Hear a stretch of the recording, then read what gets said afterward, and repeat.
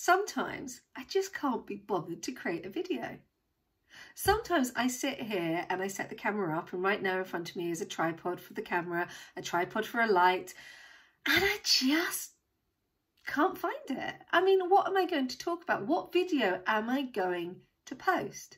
The thing is, this is a video to post because we all feel like this. We all get moments of despair, and despair is important because it allows us time to think.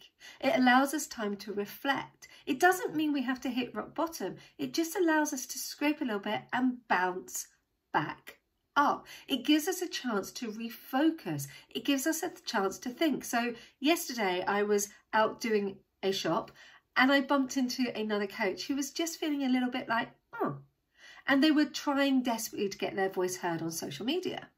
Now, the point is they were feeling a bit despaired.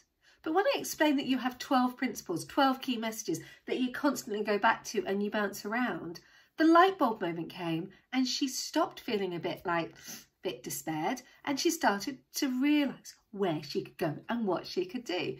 So despair and feeling down is important when it comes to running a business.